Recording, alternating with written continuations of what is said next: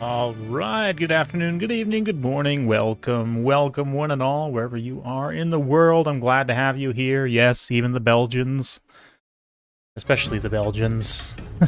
I'm glad to see you all here today. And we're ready to get started here in just a moment with the clan war between XMT and SOK. So, yes, Extreme Meme Team versus the Sons of Khorne, I believe is what SOK stands for. So, yeah, Red Rohan did make me a really nice logo. Unfortunately, I had to run some errands real quick, and I had made this thumbnail before he sent it to me. For SOK, I should say. Didn't have time to get it in the thumbnail, but nonetheless, we will proceed. Hello, Giamma, Wicked, Cypher, David, Abi? I don't know. However you pronounce that. Sorry for butchering it, but hello, and welcome one and all. I'm ready to have some fun today. It's been too long since I've had an opportunity to stream for you guys, but here we are with one today. So, the format for today is going to be basically we're going to go through a bunch of games casted, and then we will, yeah, just kind of go from there, to be honest. So, let's start off with It's Current Year versus Persian Warriors. So, SOK had some ODM players participate in the clan war as well, so it's kind of a SOK slash ODM team, if you will. But, yeah, we're going to get started right away. Some Khorne, and already I see double soul grinder and triple... what are these guys? Flares? No, something. I don't even know. Blood somethings. Against a quite sensible Demons of Chaos build with some Exalted Bloodletters. We've got 4 Seekers and the Heart Seekers Regiment of Renown, Internal Entourage. Yeah, Frolicker's Bubonic, Lord of Change with Metal, and then we've got Furies here for Khorne, and the Skull Reapers, that's what it is. Soul Grinders also. Yeah, double Soul Grinder, quite wild. Herald on the motorcycle. And the Regiment of Renowned Flesh Hounds. The Hounds of the Blood Hunt too, yeah, I mean, they definitely exist. I guess they have Gore Feast? Since when have they had Gore Feast? Actually, never remembered them having Gore Feast. They're still pretty expensive for what you get out of them, but let's see. A riot up the middle here. Slaanesh going to be charging on in. Eternal Entourage got a quick hit and run before the Hounds can really respond there and do too much damage in response. All across the field here. I would expect that the Skull Reapers are going to get absolutely mowed down by these Exalted Bloodletters here, especially nice hammer and anvil by the Demons. Furies are going to come try and support, but yeah, these Skull Reapers and Marauders are in for a heinously bad time. Marauders already being routed there. Skull Reapers also just folding very quickly. Yeah, where they get into the other units, I mean, the magic damage, anti-infantry against Demons to a degree makes sense, you know. But they're also just not a good unit, to be honest. But hey, that's why we're here, to have some fun, huh?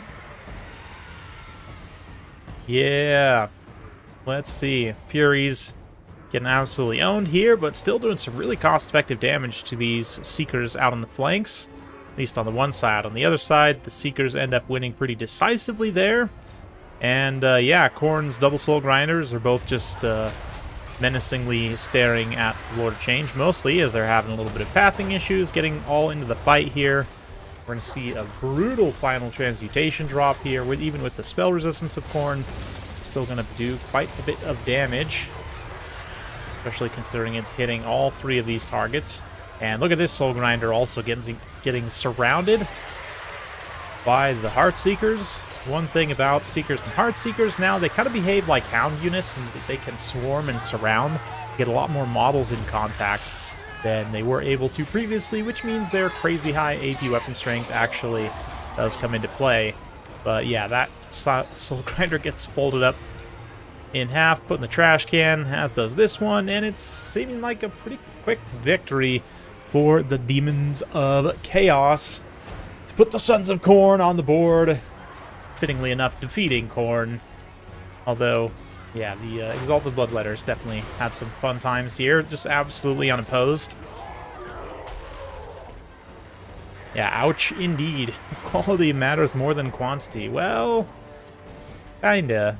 This replay had a good mix of both, to be honest. But yes, definitely the just the massive Seekers here do a really nice job, even if a couple of them get folded. You know, quality, how do I put this? Quantity of quality is definitely a way to go, because then if some things get shut down, the others can still break through. And look at this, Seekers, Heart Seekers, Regiment of Renown here.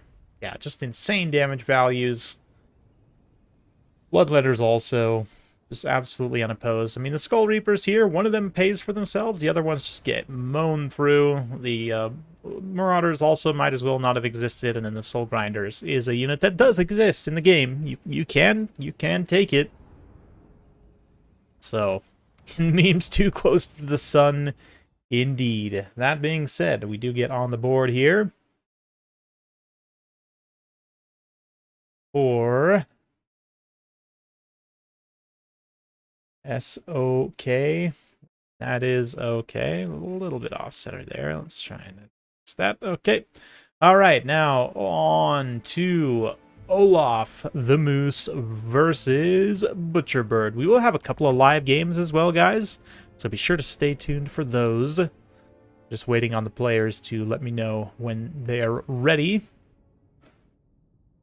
But yes, now Olaf the Moose taking his Dark Elves. He's gone with quite the cavalry build. He's got 3 Dread Knights and 1 regular Cold One Knight against Bretonnia. Some Dark Riders. He's got the Regiment of Renown Medusa as well. Marathi, a bunch of spears. So again, the memes are strong, but it's also strong memes, if you know what I mean. Like there's a lot here to actually go for. You know, the anti-large of the Siren. You've got the Cold One Knights also being anti-large. Dread Knight's not absolutely terrible here. Marathi also anti-large and has a pretty good AoE damage effect here in Soul Stealer. We've got mounted yeoman archers on the opposite side here. Peasant mobs. I love the width of Knights of the Realm. I've been seeing that quite a bit recently in a number of matchups, and it just gives you a lot of volume of heavy cavalry that your opponent has to deal with that can be extremely cost effective. They're probably maybe tied with Winged Lancers for the best kind of mid-tier shock cavalry, I would say. I might even make them a little bit better than Winged Lancers right now, just because they're slightly cheaper, and the anti-large is quite good in a number of circumstances, but Winged Lancers are a little bit more kind of all-purpose with their insane, glorious charge. But anyway. Yeah, thanks, Codex. Much appreciated. Rider Rohan also here. The Doggo strong versus Heartseekers? No, not really. It depends on how the engagements go, but generally Slaanesh can get the good engagements there, and they can probably win just through quality. The Seekers and Heartseekers also have more models than Fleshhounds, which is a bit of a problem for the Fleshhounds, but anyway, yeah, you can see here the Medusa's just kind of popping some shots on King Lewin. Olaf here pulling up with his Cold One Knights, Dread Knights, and whatnot, getting ready to rush on in. We have Lore of Beasts here for the Damsel, and that's the thing. You don't take any individual super expensive units. You don't really need the healing of Lore of Life. You can go with something more damage focused like Beasts or Heavens. But let's see here. Right now, Bretonnia playing very patiently, picking away with their bows. They're actually choosing to target the anti-large Cold One Knights a little bit here, which makes sense actually over the Dread Knights to an extent. They are cheaper, more cost-effective, but at the same time you might want to just value trade. They do have a little bit less armor too, which definitely is something to consider. But Siren with its shooting attack hasn't really done much. Well, I take it back, like 600 value is definitely not nothing. That is something, I should say. But here comes Lewin. He's going to get a little rear charge on the Dread Spears and start to advance his units up. You can see immediately the Cold One Knights, Dread Knights starting to respond. So we'll keep a nice wide view as these close units crash on the far side. Yeah, these Cold One Knights manage to mostly bypass Dread Spears there, getting terror routed away by Lewin. But Knights of the Realm get a really nice kind of triple collapse here, or even double collapse, as the other one maneuvers away, smashes into the Dark Riders. Yeah, it's a terrible engagement with the Dark Elves, as the Dread Knights get pretty badly crushed there by superior numbers. Here on the far side, things are definitely going to go better with Morathi's support. You can see the stats being debuffed here. Oh, no, actually, I guess she didn't take her passive debuffs, but still, Soul Stealer's damage is enough to probably help swing this fight to a degree. Maybe not, though. Those Dread Knights, like I said, the volume of quality, especially like volume of mid-tier quality, is often a pretty good choice these days. Knights of the Realm gets some great work done, shutting down those Dread Knights. But the Ebon Claws, at least in the center, are still alive. Likewise, King Lewin jumped down, try and take out the Siren of the Red Ruin, gets the Cold One Knights in support there. Things not looking great for the Dark Elves from the outset, but Murderous Prowess does kick on pretty much at the exact time they need it the most. We're also going to see the Whale there of Malice. Does some really nice damage to the Yeomen as they get kind of blobbed up around the Medusa there. Lewin pops up into the air. And Dark Elves stabilizing a little bit in the back line. They're also getting these Cold One Knights into a position. They just shattered one Knight of the Realm there. Got another Knight getting damaged by Melkos. Another great way Morathi can contribute here. Whoops, not that. Anyway. Dread Knights also come back with their Murderous Prowess. They're going to have that extra leadership charge bonus. And yeah, do some really nice damage here. And it will probably be enough to hold them in the fight momentarily. Let's see if they can actually break those Yeomen. Looks like they do as we swing around to Lewin fighting Knights of the Ebon Claw. Their melee defense 54, 65 melee attack with Murderous Mastery active. So they have the stats to kind of hang in this fight right now, and a lot of the Bretonnian units suddenly just kind of disappear. We're going to see some very cost-effective Flocks of Doom, though, hitting all these. Dark Elves, Knights of the Ebon Claw in particular, really don't want to be taking that damage as much as possible, but Lewin does get caught up by the Cold One Knights. Nice classic anti-large. That extra melee attack, once again, up to 39 with that 14 bonus versus large. Gives them a very good hit chance. Over 50 melee attack versus Lewin. So they're getting some good chunks of damage in. And then the Siren whips out her spear and is going to slither on into combat here, using her anti-large bonus to try and skewer Lewin off of his mount here. Another Flock of Doom probably finishes the Cold One Knights. And Lewin and the Siren will now have their duel as the Knights get blocked by the Dread Spears there. Little Melkos on them from Morathi as she swings over. Yeah, Morathi plus the Siren, and Lewin is pretty much done for. So let's see. She's going to dive, not the Siren, but instead make sure his Damsel is gone. Just trusting the Siren can get the work done. But Questing Knights still alive. We've got some Questing Knights over here still alive. They're going to both switch into the center, but Lewin critically does rout there. That is, of course, going to shut down the Ladies Champion and Blessing of the Lady and cause army losses for Bretonnia. Olaf getting one back for XMT. And what a game, I have to say. A pretty unorthodox build, but it ends up working out really well, actually. The Siren of the Red Ruin in particular, I have to say I'm very impressed with the performance. Snailkite here. Didn't try to like snipe it super hard. He did a little bit with Lewin, but even then with that anti-large bonus and yeah, he's not the easiest target to snipe for sure. And then the two, sorry, there's 5 total Knights here. The 2 regular Knights actually do quite good. Knights of the Ebon Claw do okay, as do these other Dread Knights, but generally the anti-large ones are actually, because they're maybe not prioritized as much. The other ones do a good job of holding, at least, for a little bit of time. Knights of the Realm are generally going to be pretty cost-effective here, actually. Yeah, basically, only one of them pays for themselves. Kind of surprising to me. But, Questing Knights, same thing. Like, one of them pays for itself, just about. Not what you would want from Lewin, though. And overall, very interesting game. So let's update the scoreboard here. And I've got a message on Discord, so let me check that real quick. And I'll be right with you. Just 1 second. Okay.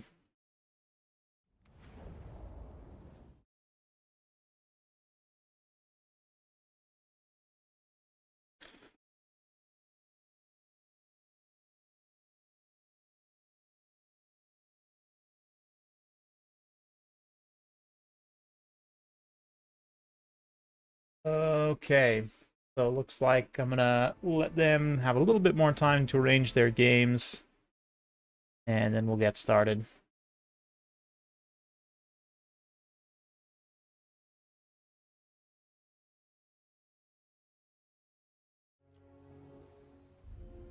Okay, so next up, we've got Rain versus World Beater, and this one is on the old patch. All these other ones are on the... Oh no, these ones are not. Okay, let's go through these ones then first. Because these ones are on the current update. It looks like these ones it's telling me is different game version, which means I think it was before the hotfix. There's a small chance there could be some desyncs there, but yeah, let's actually go to the 2v2 next. Why not?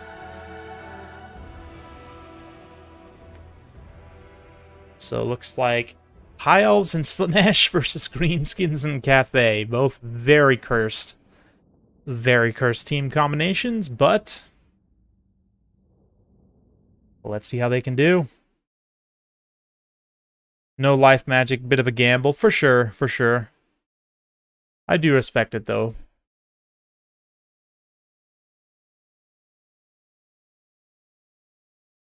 Oh, yeah. So, from the Team Pleasure here, we've got a bunch of Hellstriders with some Fiends backing them up, a Fire Mage, Bringers of Beguilement, Azazel up in the sky there. It looks like a single Chosen with Whips. There's some Eagle Claw Bolt Throwers and Reavers with some Archers, Light Armor, 3 Swordmasters up front.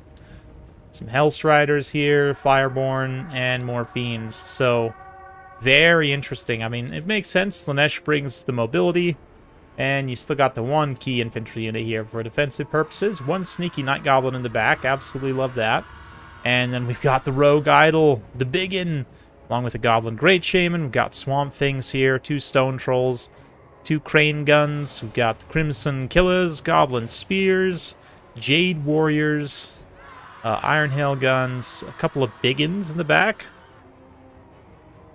So, fairly interesting kind of defensive formation here.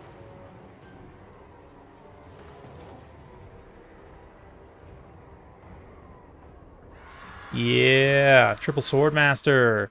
Gotta love it. Got to love it. Gotta love also the sneaky Goblin deployment here. And let's see, he might get back in, mess up those bolt throwers, but it's possible he might not. But right now, Team Pleasure just taking a nice wide stance to get a good surround here. They've got the bolt throwers also to kind of pick away, do some counter artillery fire, keep things honest. Looks like we're also going to see a very early Pavane just to try and nuke down these crane guns. Immediately we see an Earthblood in response as well. It does rampage them, but since there's no units nearby, they just kind of run around in circles, which is pretty great, to be honest. Yeah, little bolt thrower shots landing there. The bolt thrower shots actually just killing the unit models outright is pretty important. Yeah, you can see this unit has already been whittled down, like 9 unit models, so pretty impactful. Rogue Idol's going to come forward and start throwing his rocks. A little bit of a swing and a miss there on the Swordmasters. Rider of Rohan able to dodge somewhat. But yeah, looks like Cathay Greenskins going to get forced out of their defensive position a little bit. But oh man, the War Drum's in here too as well. Giving Disdain of the Emperor to the Biggin, which is just amazing. Oh, nasty Burning Head too. Just cuts down an Iron Hail gun. A lot of damage to those Jade Warriors too, actually, surprisingly. I didn't kill any unit models, but did a massive amount of HP damage there. So right now, red team is having a hard time getting their advance together, figuring out what they want to do. I didn't even realize Setang. Oh no, that's just a regular terracotta. Wishes he was Setang for sure.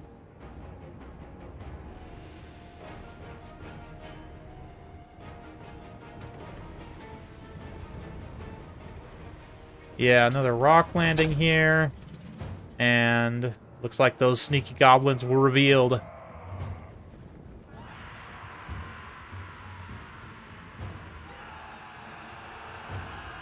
Oof. But unfortunately, being revealed. They immediately get charged down by Reavers, Swordmasters, absolutely crushed. So we might fast forward a little bit as this shootout continues to ensue. Bolt throwers are just going to be using up the rest of their ammunition here. We see another Pavane into the crane guns. There's a lot of value being used for the, 3 bolt throwers. 2,100 value is a decent amount just to take out a couple crane guns, but see some burning heads in the meantime as well. And who knows, they might have enough ammunition left to still make a sizable difference in something like the war drum. Interesting targeting priority, honestly. Definitely the right call here. Given that the war drum is going to be buffing up everything else in this kind of Doom Blob scenario. But we do finally get an engagement. Melee engagement as the Fireborn charge in. Stone Trolls are going to have a very hard time against them, but at least they've got the backup of, Spider. Got some Gobbo Spears mixed in here. Let's see a regrowth on the Jade Drum. And a brutal bombardment from the Celestial, where is that? The War Compass is chilling around here somewhere. It's a nice hit on those archers. The Slanesh flanking force also starts to make their presence felt. Doing a little bit of cycle charging in this back line, pulling units away.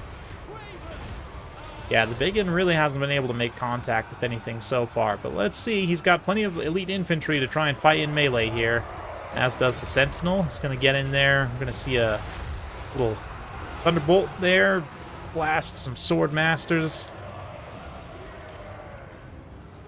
And the War Drum, a little bit too far away to really be doing a lot of help to anything right now. But the Biggins in the back line and the Spider are doing their best to try and repel the Slanesh invasion. Zazel scooting on out. Got to not get caught up by all this mass and such on the ground. He's quite the slippery fellow, more ways than one. Hua being popped here, unfortunately, does not affect the ally anymore.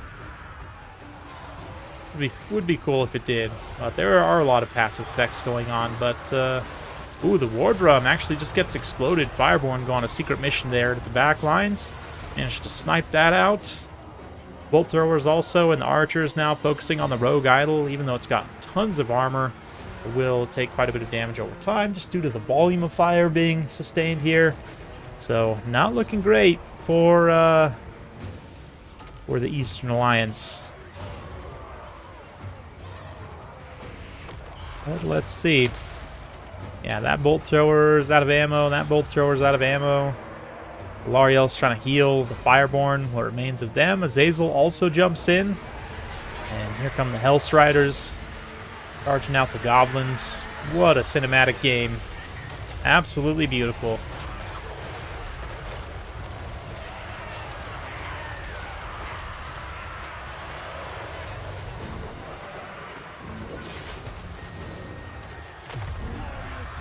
Good stuff. Good stuff.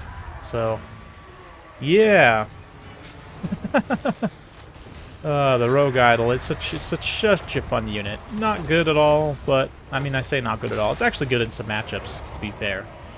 But a situation like this can be a little bit of a liability just because it's so slow, big, and cumbersome, kind of clunky to use in practice. But at least the Goblin Spider Shaman trying to make his last stand. Jade Warriors just about to rout. So both the Lords for Team Red here are doing okay, but the rest of their armies pretty much are gone. Sentinel also is doing all right. So let's see in the late game. Fiends in a surround should be able to get the work done against single entities. We see a Pavane Fascination being used there on Goblin Rage Shaman and Rage him. He stops chasing Alariel there. The Seekers getting in a surround, bringing us a Begalment, also contributing some weapon strength as well. You can see him starting to melt. That should pretty much trigger army losses, I would think. But, yeah, the Sentinel and Meow also still holding their leadership for the time being.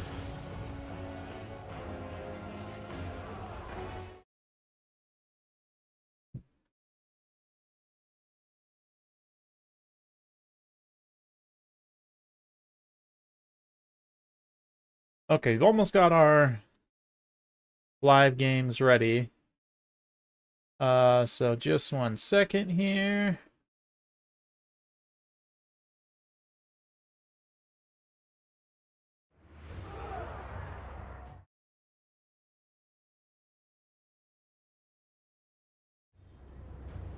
Alright, just arranging. Yeah, I've got those next live games coming up, so just in time, too. We're going to be hitting army losses as Meow and the Sentinel and the Wujing and the Shaman all route. All the single entities decide they're done with the games here. And that will be a victory for XMT in the 2v2. Ryder Rohan and Olaf the Moose with Team Pleasure. A massive mobility here for Slaanesh proved very effective in this 2v2. Then Ryder Rohan's missile play and magic and everything, definitely very on point. Able to get his Fireborn in the right position. Even got some value on some Swordmasters, which is definitely respectable. Man, 500 value on some Goblins, definitely not bad. Biggins also had their work cut out for them a little bit. One of them gets some pretty insane value. Yeah, unfortunately the Biggin itself, though, the single entity Biggin was a bit of a letdown. A lot of the Cathay things struggled to be cost-effective as well. Unfortunately, just got caught in a really bad position when it came to builds, but still a fun game for sure. Let me update the scoreboard, and we will join in on the fun.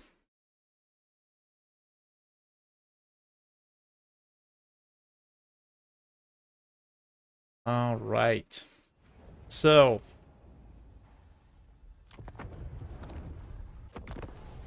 just 1 second here.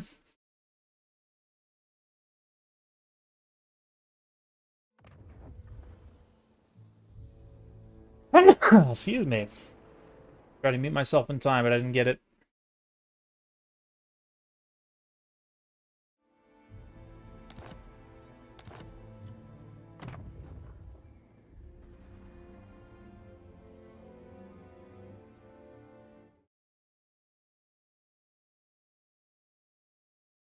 Okay. Looks like they're ready for us as I accidentally give some builds away here. Not that it matters too much, but yeah. Yeah, it's gonna be fun. Looks like we've got Tomb Kings versus Khorne. Skarbrand, no doubt, playing his namesake. Well, perhaps. Skarbrand's pretty good in a lot of matchups, but you've got a lot of good options for Khorne right now, honestly.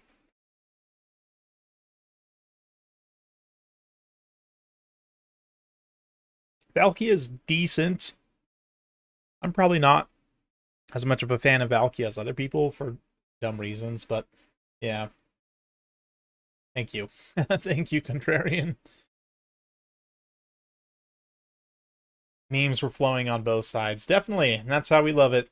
That is how we love it. Ooh, Skulltaker versus Khalida. Interesting. Very interesting. Yeah, we got 4 Khorne Gores. Ooh, the Regiment of Renowns. Yes, I love the Knights of the Brazen Throne. So cool. See how they do here. I saw Casket, Khalida on the other side. Yeah, a couple of Khorne Gores here makes sense. And a single Wrathmonger. Might be tough. This could be a tough build for Tomb Kings, I think. I think this is maybe one of the toughest, maybe if not the toughest matchup for Tomb Kings. Maybe. You guys laugh. Let me know in the chat, in the comments, how you feel about that. But we've got Lore of Light here from in cards. Very interesting. Couple of Tomb Guard Halberds, 2 Caskets, and 2 Sepulchral Stalkers, a bunch of Skeleton Horse Archers. So yeah, should be fun. Should be interesting. The Minotaurs definitely will trade well into the Sepulchral Stalkers, depending on how the engagement goes. It's not like the Sepulchral Stalkers will just die, though. They can do okay. Wrathmongers are definitely going to be hard for Tomb Kings to kill. I'm curious, though, if the Casket maybe will do good damage to Wrathmongers once they're kind of blobbed up. But, yeah, these Knights of the Brazen Throne can basically kill all of this infantry by themselves. As long as they don't get, like, fully surrounded by the Tomb Guard Halberds or something. But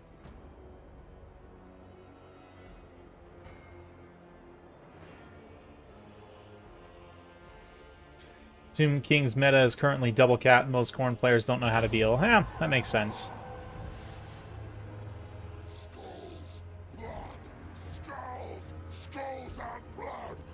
That actually does make sense.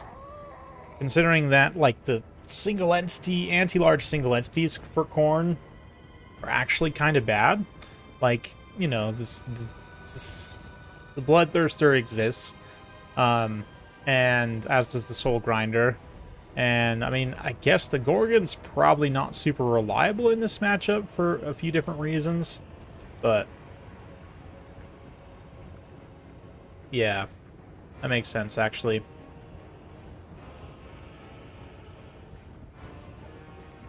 We shall see how this goes. Ooh, that casket's doing some nasty damage right now. Wow. Wow, really putting a hurt on those Khorne. That is not a cheap infantry to just be getting wrecked like that. But, yeah, a little Shem's Burning Gaze on the Furies as they swoop in, try and find their place.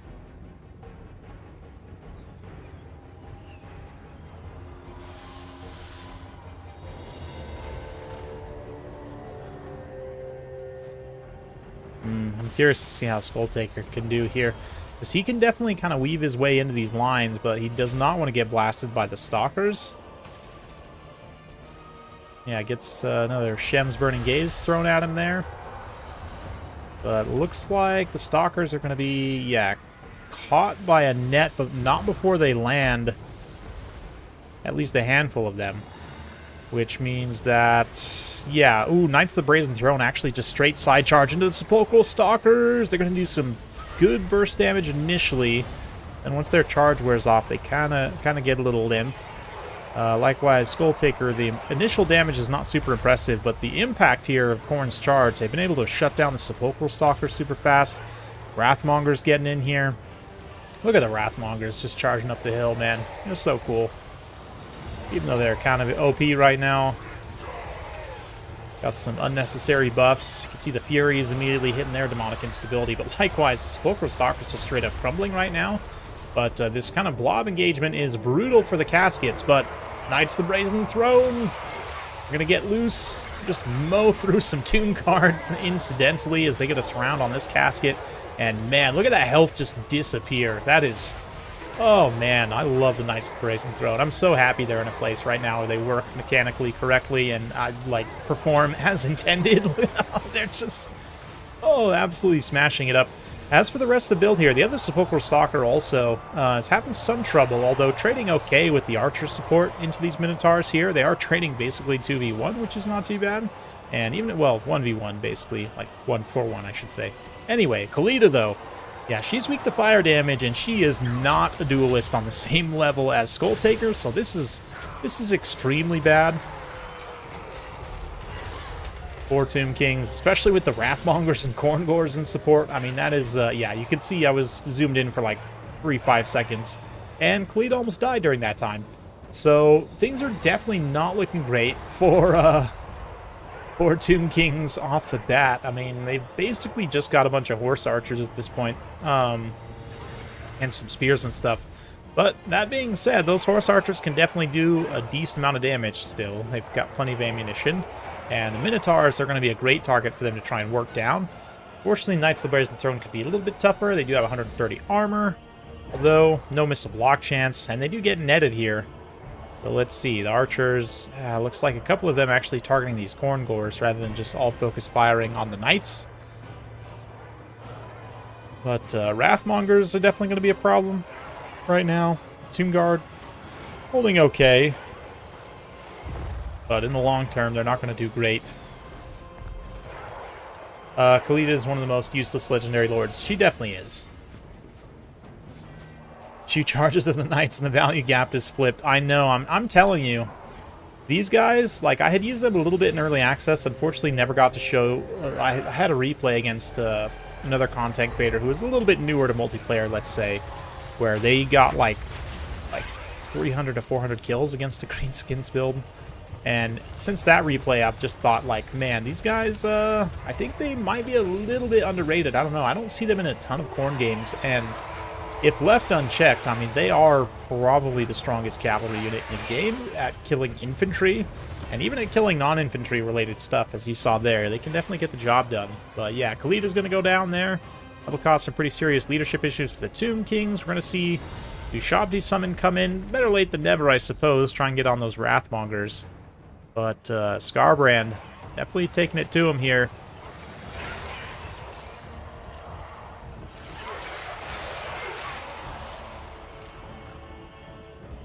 Yeah, those Knights of the Brazen Throne.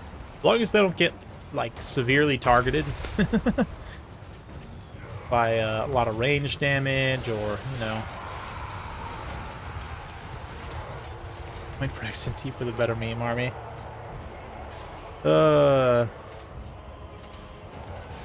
Juggernaut Cavalry and Chaos Spawn, when they reverted it, did they also change them back? I don't know. It must just be the extra speed they got then that's helping their performance, because they're like, it still seems fine, to be honest. And granted, I haven't used the anti-large Skull Crushers since they reverted the splash change myself. They seemed pretty good before, and I don't know, they probably are decent now, but I think, honestly, the speed change was one of the biggest things, is like making them actually fast enough. But, yeah.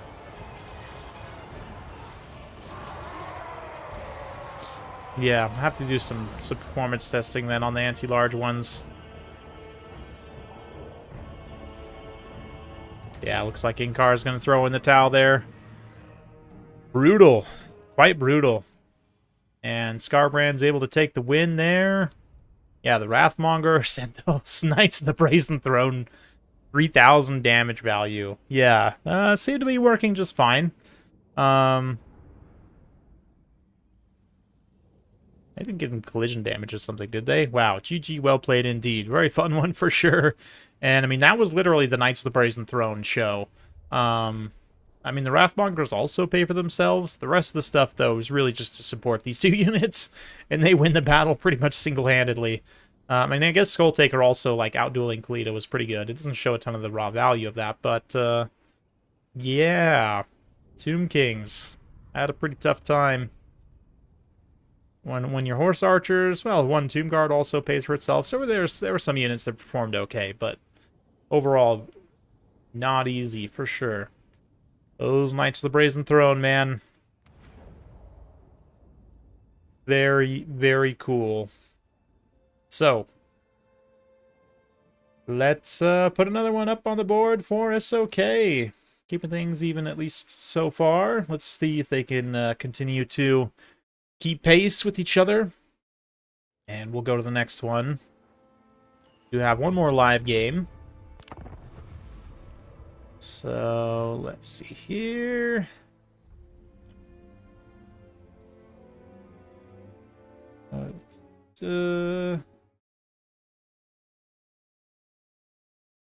Alright, guys, we're going to get this set up.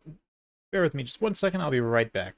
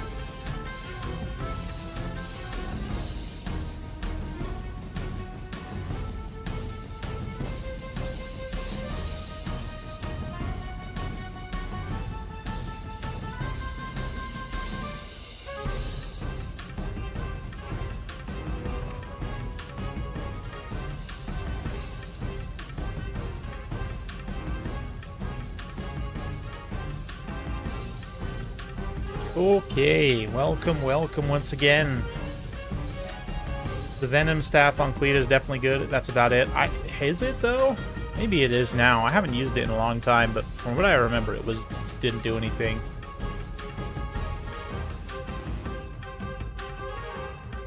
See Kalita double casket, you know, meme meters off the scale. For sure. For sure. I appreciate it.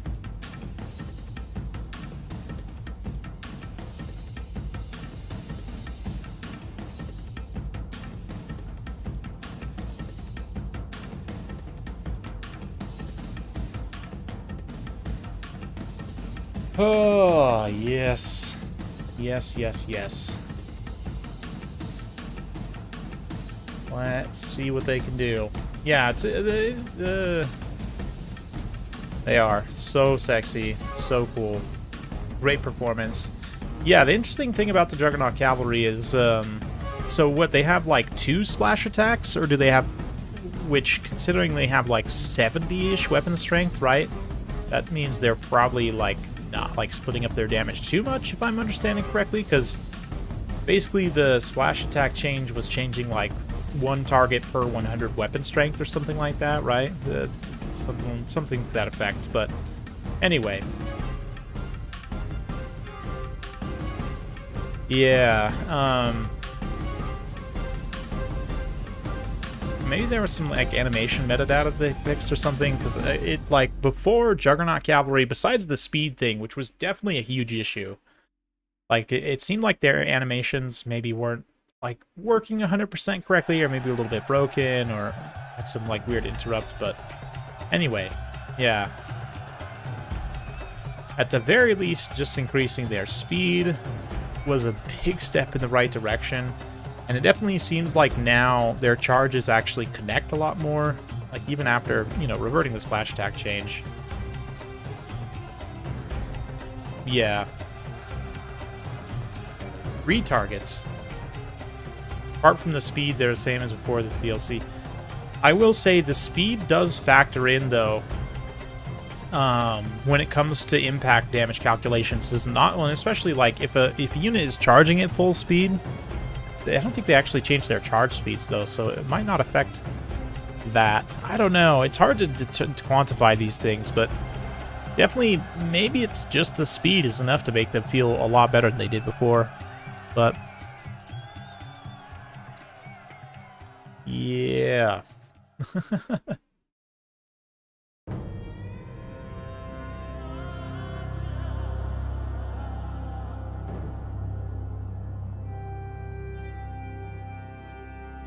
Let's see what these guys got, though. Some more Tomb Kings. This time versus the Warriors of Chaos.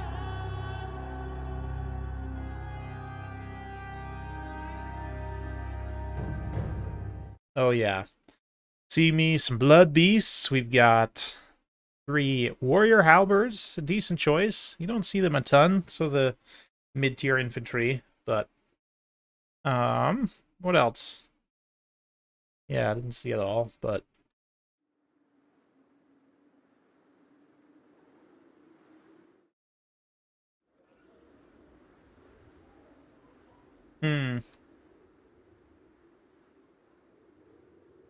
Yeah. Yeah, that's what I thought, because, like, increasing unit speed generally, like, has a similar effect. It can, at least, of having, like, buffing the charge impact in practice. It definitely feels that way, so that's, yeah. But is it specifically charge speed, or is it the general unit speed?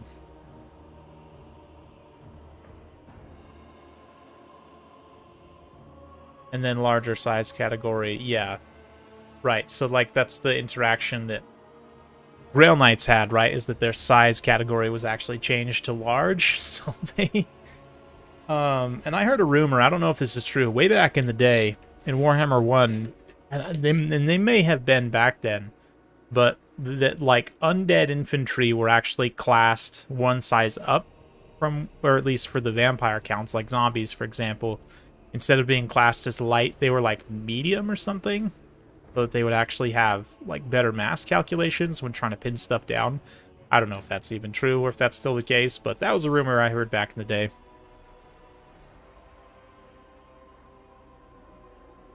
Like, if you were to, like, compare Empire infantry, or especially Elf infantry, right, versus, like, zombies, even though they have the same mass number, zombies have a higher mass calculation because of that change, right? If I'm understanding correctly.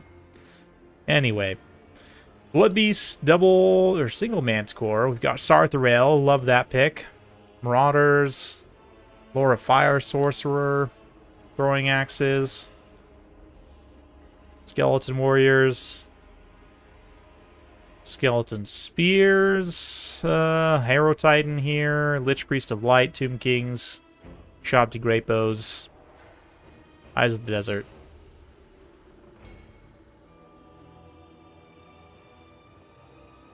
Those are bold words for someone with saving range. Oh, Pineapple's Life.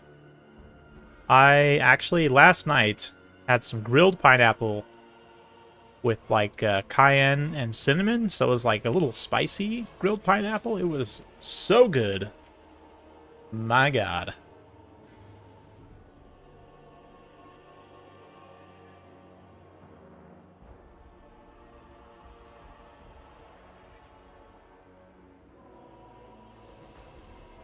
You know, I wouldn't brag and say my pineapple is a size 5. I would be more you know, more demure, more mindful. Maybe go with a size 4 pineapple, you know.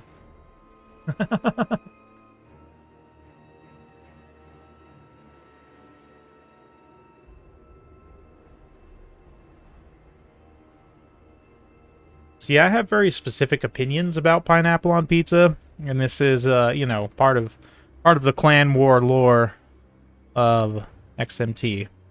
When we had our pineapple civil war. Yeah, I have a very controversial opinion, which is that if you have either a spicy or very tangy barbecue sauce pizza, then it pairs actually really well with pineapple. But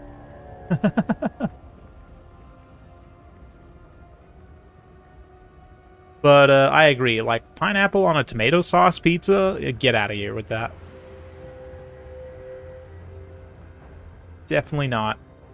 Definitely needs to be. If you're gonna go all in, you gotta go all in, right?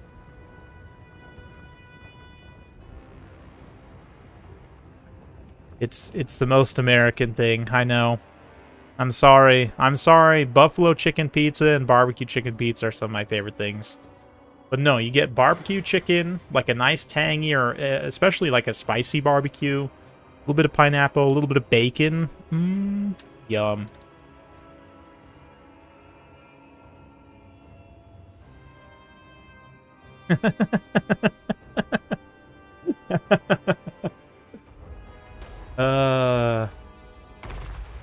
Does that mean I get double funds? Do we need to have another XMT Civil War? Best of 21 Wood Elf mirrors. I was hoping you would say best of 21 all undead only, but you know. 3v1 after the barbecue chicken.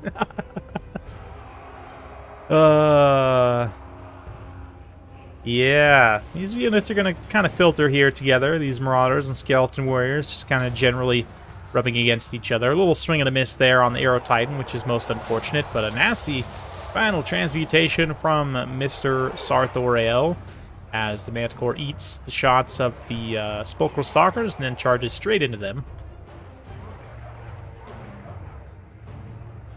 Eat barbecue for the actual barbecue. But what if you put your pizza on the barbecue? See? What then? Riddle me this. Italians. Just kidding. I fully admit that the pizza that Americans eat is considered by many to be an abomination, and I fully accept that. You know? It's like the chaos spawn of pizzas. You know, American pizza. Although I will say Brazilian pizza, if you've never tried it, it's a little bit closer to Italian pizza, but they definitely have a lot of their own stuff going on as well. Like, they have this specific kind of cream cheese called catupiry that, yeah, that pairs super well with, like, a shredded chicken. You put a little corn on there. Ooh, yum. Really good.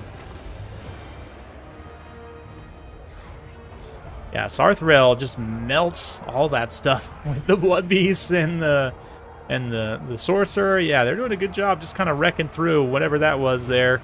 Meanwhile, the Shabti skeleton combinations are also doing okay in some instances, but the Halberds have been able to get some pretty good engagement for the most part. Arrow Titan did deck one Halberd, though, and a balance power is still pretty close. Honestly, anyone's game at this point.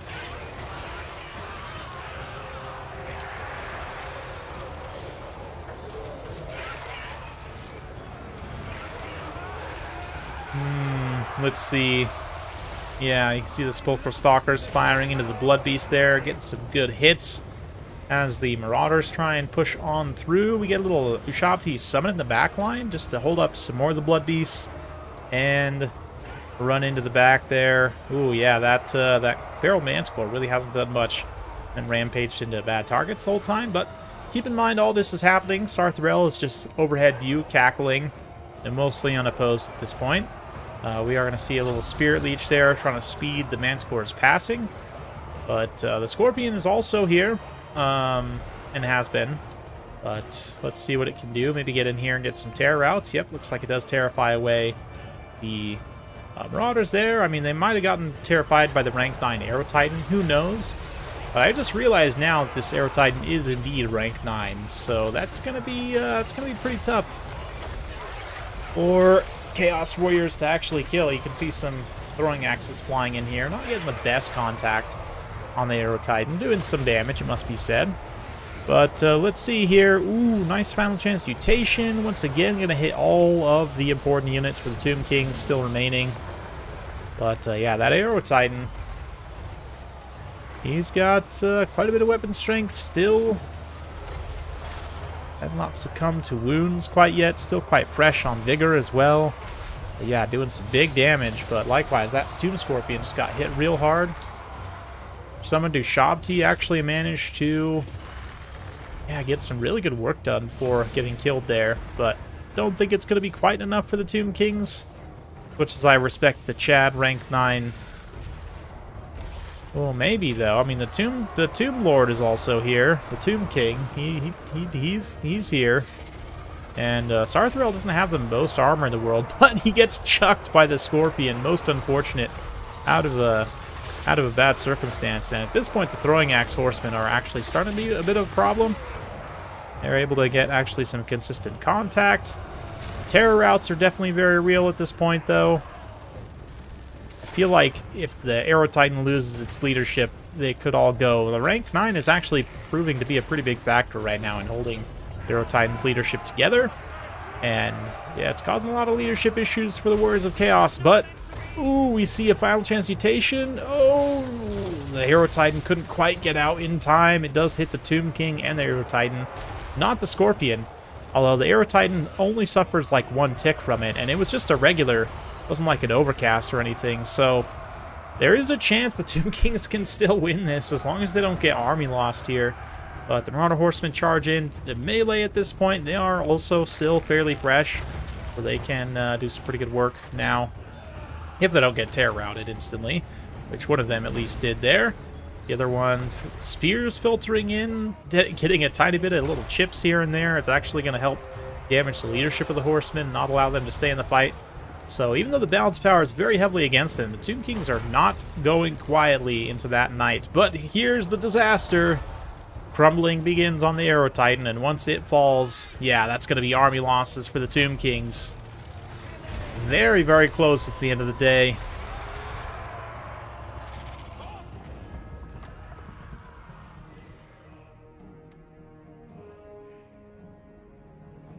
Yeah, almost.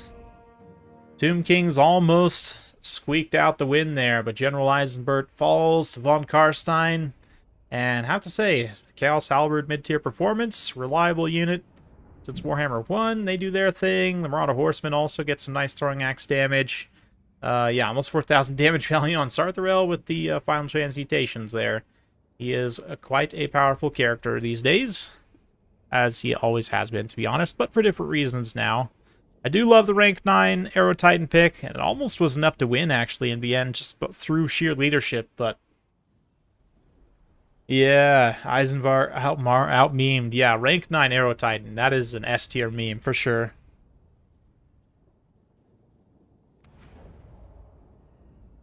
That was a beaut. But it does put a point on the board for XMT. And so we shall proceed. Okay, so we just did that 2v2. Let's go now to Maydave versus Malvi. We've got Greenskins versus the Lizardmen. And it looks like a Slan, the blueberry Slan. I believe that's the Heavens Slan. We'll see. Versus Gorbad. Yes. Gorbad is one of the best support lords in the game right now, probably.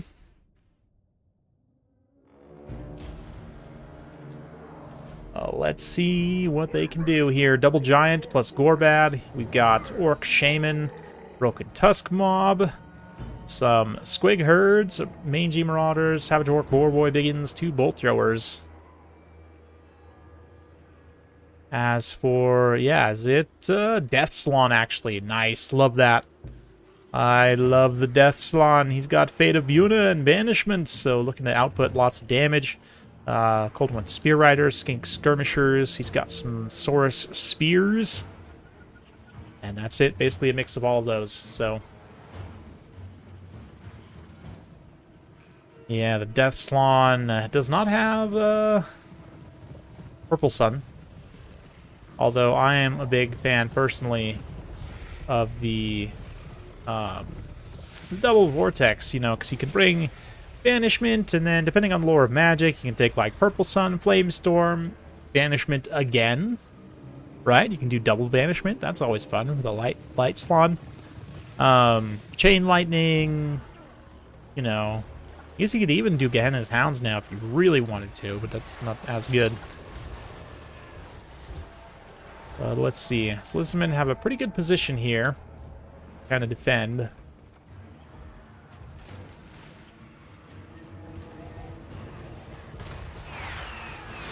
Soar Spears. Forming a nice defensive position. They do have this rock and a little impassable chunk they can use to help anchor their defenses as well. You can see some Skinks and Cavalry kind of holding this space here with their mobility. Purple Rain for the Purple Sun.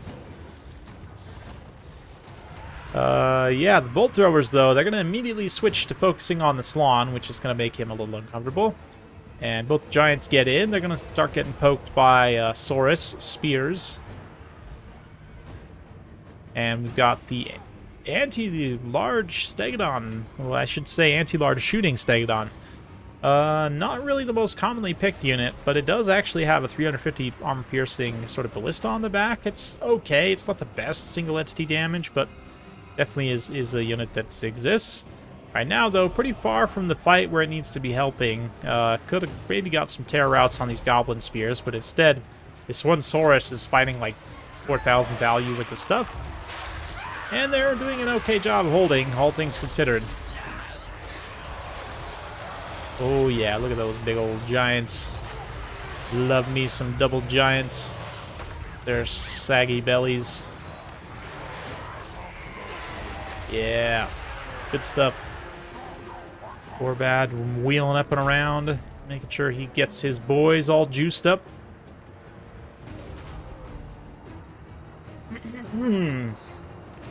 Let's see.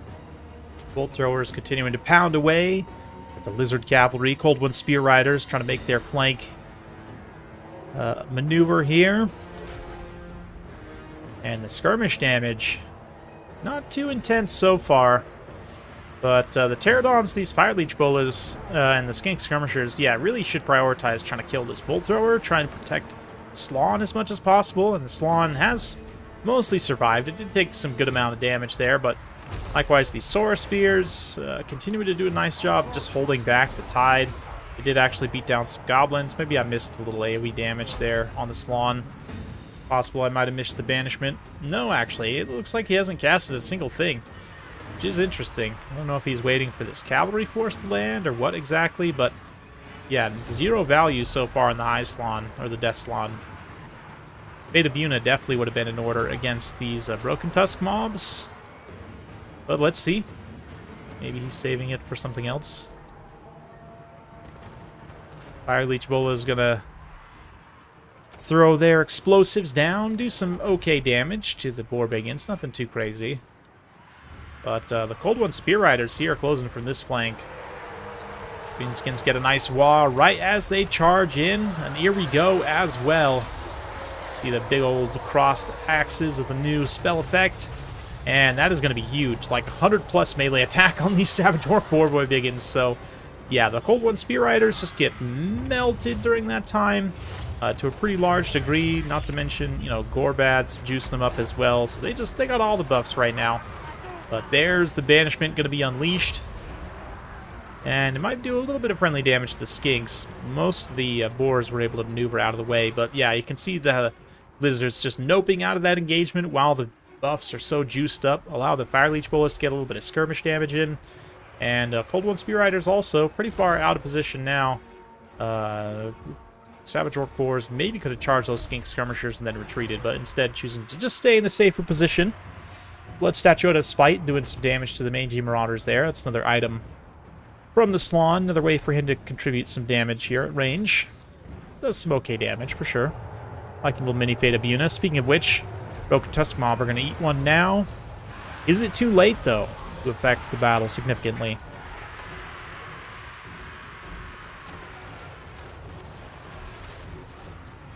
Purple Sun is emo levels of sadness at the moment. Yeah, it's not the greatest spell as far as vortexes go. There's definitely a lot more cost-effective and a lot better vortexes, but that's okay. Two Giants still just kind of banging on the center point. Almost smashed through all the Sora Spears with their own infantry support. Got some Green Tide units coming back as well. Some Squigs come back over here. These Savage Orc Boar Boy Biggins can do a great job chasing some routing units. We're going to see a little Fists of Gork. Orcs are the best as well. 82 melee attack, 52 weapon strength. Blood Statuette of Spite again to do some counter damage. And the Stegodon getting involved in melee combat at this point, but Gorbad doing a little chase action with his Choppa. See the Fire Leeches throwing their load once again. They're almost out of ammunition, but have been able to do some pretty solid damage. Greenskins don't really have a great response for them, but they've all pretty much paid for themselves. And another Fate of Buna there. Lizards definitely keeping it close in this late game as they're able to actually finish off quite a bit of this cavalry here. So all of a sudden Gorbad and his Shaman find themselves quite isolated, and there's just one more unit of Boar cavalry left. And then the two Giants, of course. But let's not think about them right now too much. As we watch this beautiful head-to-head charge between these monstrous cavalry units. Savage Orcs and the Lizards smashing each other with great vigor and force. And we're going to see another Banishment get unleashed here on the Gobs. Do some okay damage to that Goblin infantry support for sure. Help thin out some of those chaff units. But Lizards cannot stand and fight at this point against this Doom Blob here. Their best chance is to try and use up whatever ammunition they can before moving into melee combat with everything. So let's fast forward a little bit through this kite phase. You can see the Stegodon does try and get the single entity work done, but 3v1, especially 4v1 even with the Shaman, it's really not going to be great for the Stegodon. Fighting without support there. Does get taken out pretty quickly. And that was kind of the best hope of trying to counteract. You can see with the Stegodon falling, two Giants can basically just grind everything down, especially with Gorbad. Buffing them up, helping to counteract some of the debuffs from being exhausted. Quite effective. Definitely very effective indeed. Yep, there's army losses. So that'll be a victory for XMT, and we'll put them up 2 points. So let's see how things continue to progress.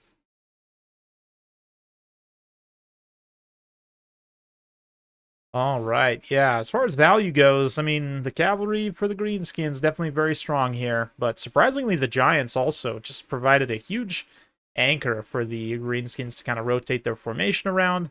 I do respect the pick of the Deathslawn. I think Malvi needed to be tossing those Fates of Buna out a little bit earlier in the battle, but overall not the worst Lizardmen build. Definitely Fire Leech Bolas did some pretty nice work. Stegodon, I think it's better most of the time to have the Ancient or just another monster altogether.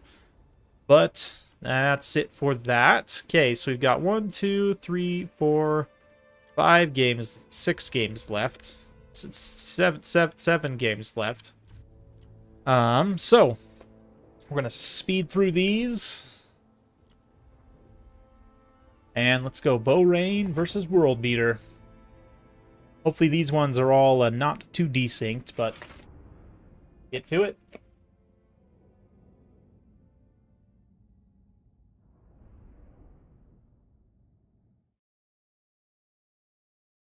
Yeah, no answer for the Giants, for sure. For sure, and that's one of the things about Giants, you know. Greenskins now especially have a lot of ways to juice them up, but Morgar here with a front line of Centaur's throwing axes. Got some Centaurs, Ungor Raiders, just a single spear, Brave Shaman of Shadows, Manticore up in the sky. For Nurgle, they're looking like they're ready to get kited here with these Plague Bearers. They've got Chaos Sorcerer, Lord, Plagues, Plague Groans, Death's Heads. Very cool. Regiment of Renown.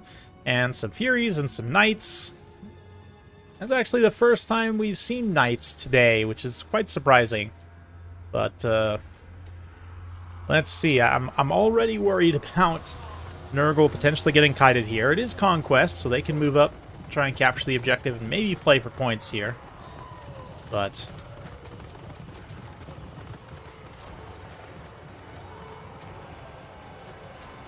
yeah. Let's see. The Raiders open up. Morgar himself is going to come through and try and tie one of these units down. You see a little Plague Breath there in the back. But, yeah, Plague Bearer is actually taking a surprising amount of damage already.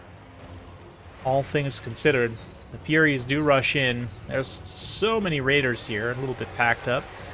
But the Furies can interrupt and probably do some very good damage there as well. Melkos Mystifying Miasma.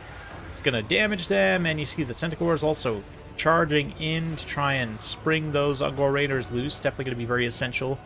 Taking down all this meat of Nurgle. But let's see. Centaurs charge in there. Chaos Knights, not going to be a great response. But yeah, looking pretty good on that front. Centaurs coming back here, pulling back rather, and the Chaos Spawn summon is active. Going to be doing some very nice work, potentially. Or at least just poisoning and slowing units down. On the far side, this Chaos Knight. Looks like the Hounds got pounded there, but then they're following up and beating the Centaurs. So a little bit of back and forth right now. Only one Ungor Raider, 2 Ungor Raiders actually have been routed so far. So good for Nurgle. Hang on. Oof, it's getting quite hot in my office, so I might have to crack the window. Let some of that nice, cool winter air in. Fury's chasing some routing units. It's definitely at threat of getting charged by the Centaurs. But things are getting all spread out. This is definitely going to be a situation you would think that would favor the Beastmen when the battlefield is this kind of all over the place. But the Chaos Knights get in. Centaur's throwing axe is going to take a little bit of a brunt of that melee engagement. Feral Manticore also rampages into the Angels of Decay. So overall, Nurgle having a tough time operating their units efficiently and effectively, but at the same time, they're doing some pretty good damage. And able to overcome a few of these Beastmen units here. Another Centaur Great Weapon routed. And both Chaos Knights are still quite healthy. Do get the other summon popping a unit there. I didn't see how this is probably a Plague Bearer that just popped. Furies in the backline also popped, so Beastmen are able to kind of stabilize a pretty good amount of territory here. Eventually get some of these units back online. The Brave Shaman of Shadows as well. Getting that beautiful Melkos. Trying to kite, no doubt. But the Angels of Decay, definitely an interesting pick. Yeah, kill all the answers Malvi had. Yeah, it's definitely focused quite a bit on, even is still focusing on his mobility. Besides the Knights, there's not really a lot of mobility left, and even then, the Knights are kind of getting tangled up, killing the Grog Hooves, who have regeneration. And not the worst defensive stats for skirmish cavalry. 27 melee defense, definitely not terrible. So they're kind of just bogging them down at this point, poisoning them. Yeah, the Knights of Nurgle having a hard time getting through and just rampaging through all these archers like they probably want to. And a lot of these units, you know, Plague Bearer is relatively slow, kind of out in no man's land. They're not really going to be doing a whole lot.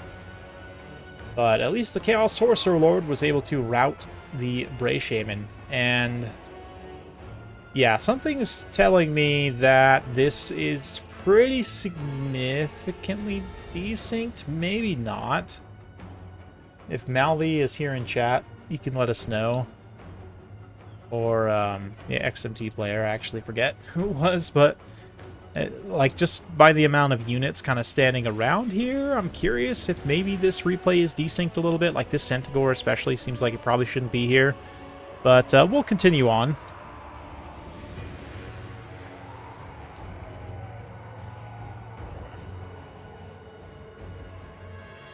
Yeah, I would say I'll just roll back to the old patch, but that would take me a pretty substantial amount of time. What do you guys think? Do you think it's worth me rolling back to the other patch? I'd probably have to end the stream and, like, restart on a part 2 in, like, an hour or two. Just because it seems like these replays might be... I was hoping they wouldn't be too badly desynced. But let's see. The outcome of this may not be, but it definitely looks like the replay itself is to a degree. But anyway, the Chaos Knights coming through, trying to get back in this game here. The Angels of Decay also counter-shooting the Centaurs there, along with the Plague Breath. Going to do some pretty good damage. The Ungor Raiders here, finishing off those Plague Bearers. That Plague Bearer also done. Yeah, I would imagine Nurgle's pretty much on their last leg. So let's fast forward to the end. Okay.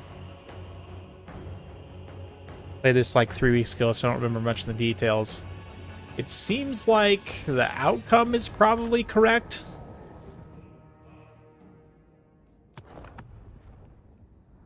Beaurain was able to take World Beater there, at least in this version of the replay. But I'll leave it up to you guys. You know, Taco, if anyone from SOK is here, would you guys rather me just keep going, I guess? Yeah, we can do that for now. And then if we find that the replays are super screwed up, I could always just try to update my game, or roll back the update, rather. This is the first game played in the series. I see. Yeah, it was definitely played before the patch, for sure. Yeah.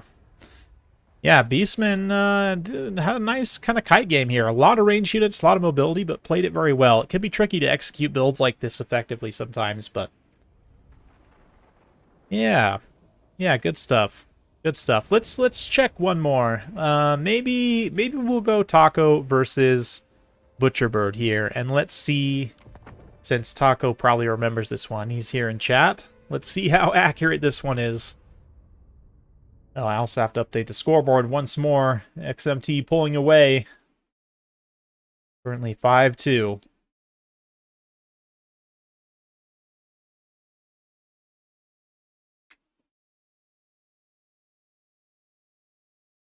Yeah, looks like Wood Elves. We've got Triple Way Watcher, some Wild Riders. Quite interesting. As for the Ogres, looks like Lead Belchers with Iron Guts. We've got Noblars, Pigbacks, Saber Tusk, and Blood Vultures. So quite a wide build, and really the only Ogres are this one Iron Gut and then the Lead Belchers, plus the Slaughtermaster of the Great Maw. You can see immediately those Hawkeyes of Jakira getting absolutely pounded. And Taco, no ifs, ands, or buts about it. It's going to charge straight in with his vultures. I have to say, I love the color of the vultures, like the faction coloring of their little, like, neck. I don't know, whatever you call it, their neck feathers. Yeah, anyway, Wild Riders charge in. They're going to counteract and push back those vultures quite quickly. Meanwhile, on the front line, the Dryads move in. They're going to trade okay in some instances, but broadly just get pounded here by Pigbacks.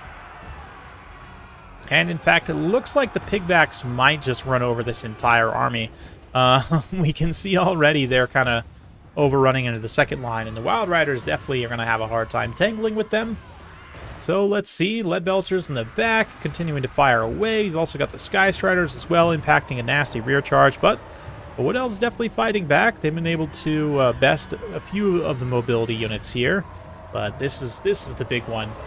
This giant sack of pigbacks and iron guts, and look at that. That is the most Ogres thing I've seen in a long time. Just this flood of Gnoblars with the Ogres over top them. The Lions, Saber Tusks rather, running through. We've got the Vultures up in the sky. Beautiful cinematics of Elven Destruction. I say Elven Destruction. Again, they're not trading terribly here, actually. Wild Hunters of Kurnos doing some damage in return. And one Wild Rider actually managed to get back in the back line, shut down those Lead Belchers. Yeah, just absolutely massacres them. So, Wood Elves not out of it, but definitely all those Way Watchers getting shut down is a lot of value lost. Didn't return any value in return, actually. I don't think. The Way Watchers might have loosed a couple of volleys there, but very quickly getting overwhelmed by Taco's aggression.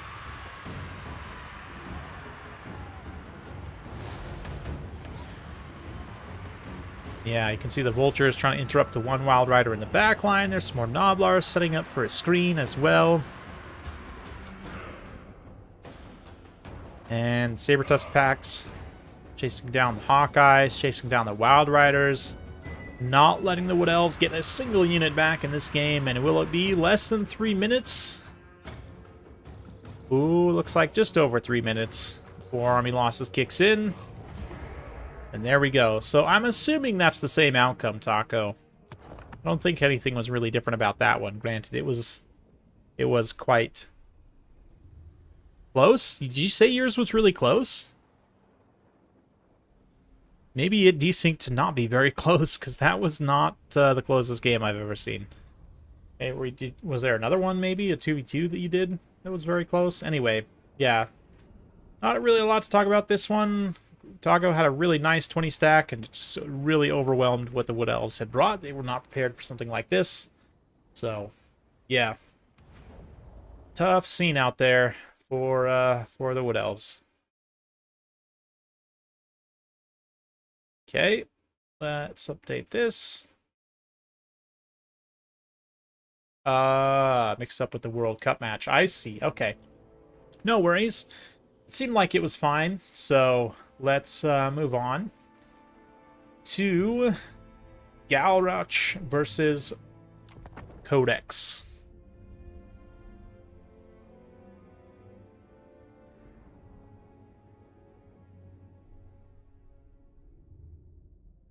And it's looking like Undead, Karstein, double Banshee. Nice choice. Zombies, skeletons. Vargeist are so popular. I see everyone say how much they love Vargeist. I just really don't love Vargeist. Maybe it's just me. Maybe I don't have the skill to use them well. But I just feel like they're not very good. We do have a bunch of Salamander hunting packs here, though. Temple Guard supporting Lord Mazda on his chair. We've got Skink Cohorts, Skink Skirmishers, and Cold One Spear Riders. And that's it. Very straightforward. Lizardmen build.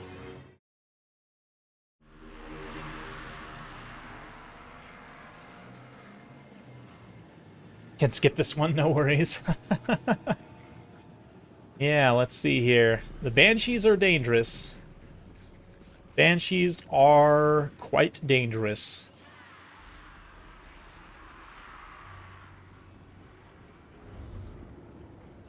Yeah.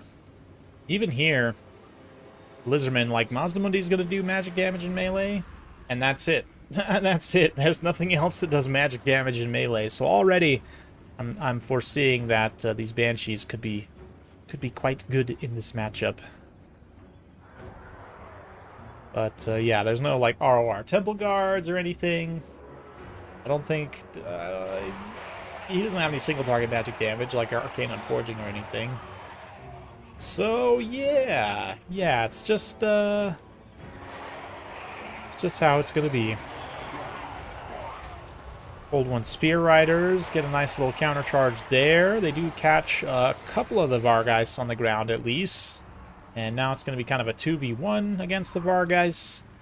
Salamanders trying to get loose to shoot the Mortis engine, perhaps, but ooh, light up those Vargeists on the approach pretty well. And the Skink Skirmishers also pulling back, doing some good damage. Yeah, this Vargeist also. This is like standard Vargeist performance in my experience.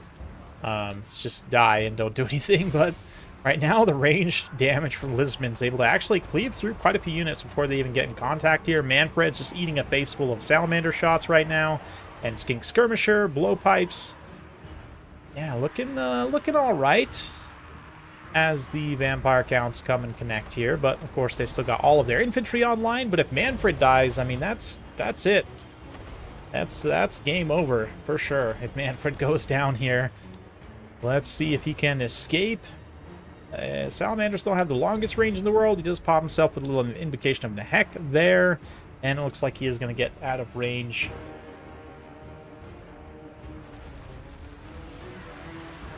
Yeah. Lizardmen doing a nice job of defending.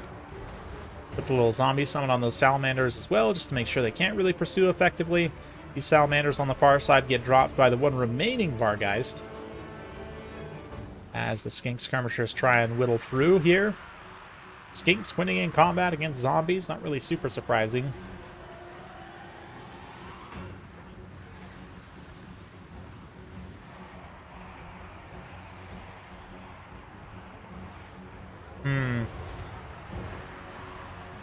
Yeah, the Cold One Spear Riders here making a little flanking maneuver. And, ooh, this is danger zone all of a sudden. Even though Masamundi has magic damage, you can see his weapon strength isn't high enough to really just, like, club the Banshees down. And we're going to see a little breath attack now being used on those salamanders. Does basically nothing. But will Manfred actually drop down and try and fight in melee? No, he does not. Instead leaves his Banshees to get the work done. And 2v1, they're definitely enough to take out Masamundi without any support on his part, as the salamanders continue to try and hunt through the Vargeist here. This Vargeist also, with the Mortis engine and with the spears, gets pretty good engagement. The Mortis engine is also a factor to consider for the late game. If the Lizardmen lose all of their tools that can kill the Mortis engine, they might just die to it in a slow grind. But let's see. Yeah, Masamundi right now in a really bad position as the Banshees are quite sticky and he's unable to get rid of them effectively. That said, he's got quite a few Skink Skirmishers left alive. And in general, the vampire count's kind of just running out of units. Other than the Mortis engine and these the Crypt Horrors, this kind of little block here.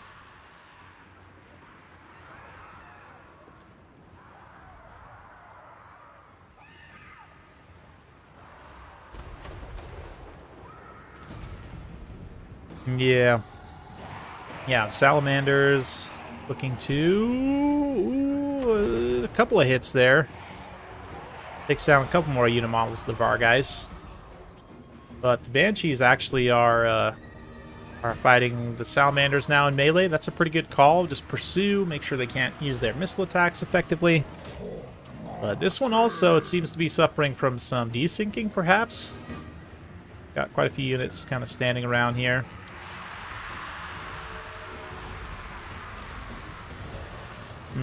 Yeah, Skink Skirmishers finishing off the Vargeists. I mean, it's still putting the balance of power fairly close. I guess literally just because of Manfred and the Banshees. But now Manfred's been netted again. There's Skink Skirmishers can put some hurt into him, but the Salamanders are not in a position to just shoot, unfortunately. So they could try and run them up past the Banshees, come up here and get a couple shots off, but probably not going to be able to before the net drops. Is a relatively low uptime. And Manfred there heals himself to try and get through the pain of being netted. Let's see. Mortis engine starting to get into a position where it can kind of just dominate here. Yeah, and the Skink Skirmishers, again, I don't know what all is desynced, what all is not, but these two have enough models and ammunition that they can get some really good work done. Nice little anti-large charge from the Cold One Spear Riders. Just about crumbles those Crypt Horrors. And I don't know, actually. It's definitely anyone's game still. But Manfred and the Mortis engine are a tough force to be reckoned with. But right now, yeah, the fact that the Lizards are able to get a really good concave of shooting Will they be able to finish anything off right now, though, is the question. Because if you just could passively deal a little bit of damage, vampires can heal through it, right? So, yeah, this one Vargeist has been, well, Crypt Horrors, I mean, they've been decent for sure. But a lot of skink skirmisher shots going into these summoned zombies right now, which is exactly what the vampires want. They want as much ammunition as possible wasted on those guys, and as little as possible going into Manfred, who is once again going to get netted and shot here, although he is consistently healing himself.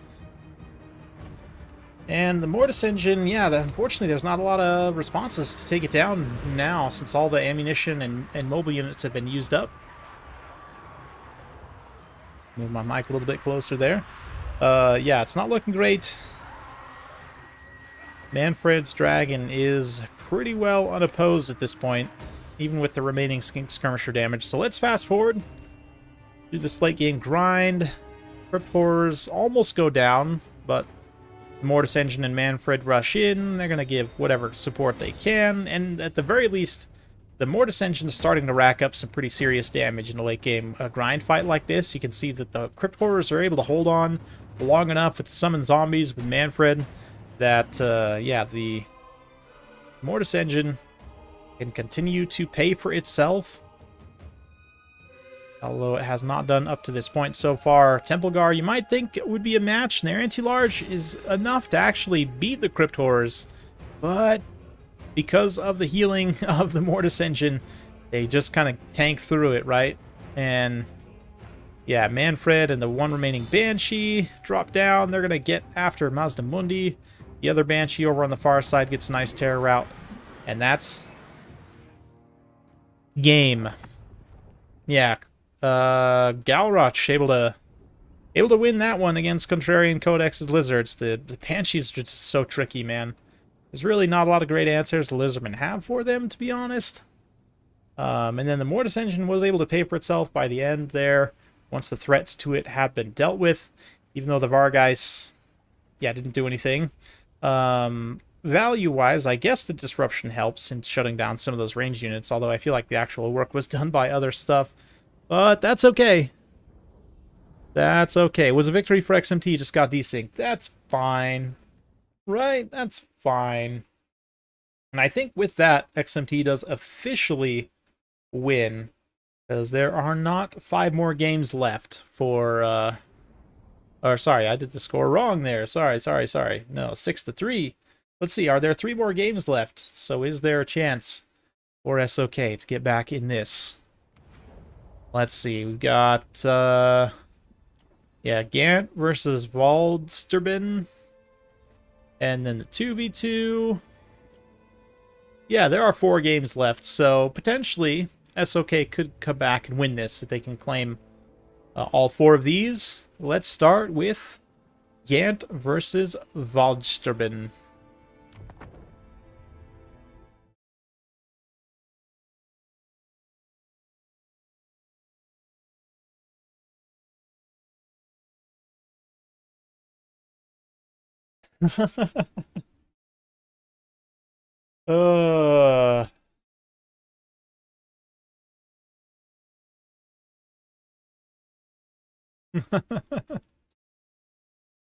uh yeah, it's gonna be tough. They're gonna have to win all the games from here on out to actually take home a win, but let's see.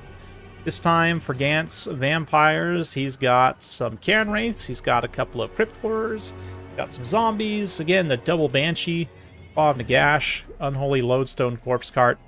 So similar but slightly different. Only one you know, disposable flying unit this time. Ungor Spearman Herd, we've got Chaos, Spawn, Gorgon, Ray Shaman, Lore of Beasts. Oh, it's double Gorgon. Oh.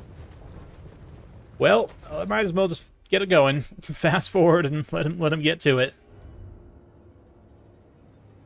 Cause yeah, it's gonna be a little bit of Flock of Doom here and there, but mostly we'll just be single entities grinding the Gorgon, elemental incarnate of beasts, and there we go. So this is gonna be pretty much how the fight goes. This, unfortunately, the Bloodbrute Behemoth extends very badly. Overextends, I should say, to the point where he is now technically 4v1 on single entities, if you count the Corpse Cart, which you really shouldn't. But, yeah, I mean, the Mortis Engine, at least just the 2v1 of the Banshees, is quite bad. Then you've got the Crypt Horrors rushing in from the backside here, Cannon Wraiths also. So an unfortunate dive by the Bloodbrute. Definitely needed to keep all three of these single entities together as much as possible. Hasn't been punished too heavily for it so far. But the Gorgon and the Elemental Incarnate definitely both need to get in there and start helping. Yeah, that constant Flock of Doom damage will do a good job getting through the Cannon Wraiths. At least those not close enough to get passive healing. We do see them pretty much dissolving immediately. Yeah, looking like Blood Knights get out. They're going to get a little Dance Macabre. Get some good damage done, and then start to sweep through. Yeah, I do respect the single gold chevron. What is that? Rank 7.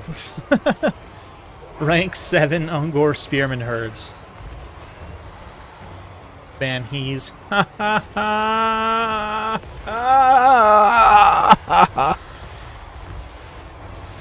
Anyway. Yeah, this is how the fight is going. So it's probably not great for the Beastmen. This kind of blob grind is exactly where the vampire counts are at their best in a lot of matchups. You've got tons of AP and anti-large and everything else surrounding the skeletons, the zombies, the Blood Knights, Cairn Wraiths, Crypt Horrors, and the Banshees too, of course. Somewhere. They're somewhere in here.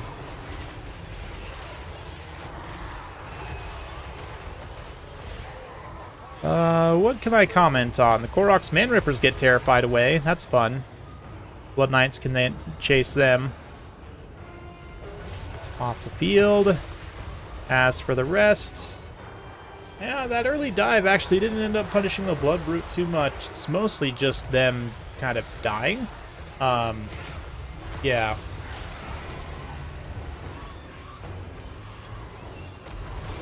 Another Flock of Doom. Okay, we get the picture. Let's fast forward through this blob grind and let's see who comes out on top. Right now, it's looking very good for the vampire counts. Yeah, you can see despite the regeneration for the Gorgons, they're able to stay pretty well topped up, but the Great Shaman or Beast gets wrecked. I didn't even see. Was Krell summoned in there somewhere? Of course he was. And I missed him. That makes me a little sad. But that's okay.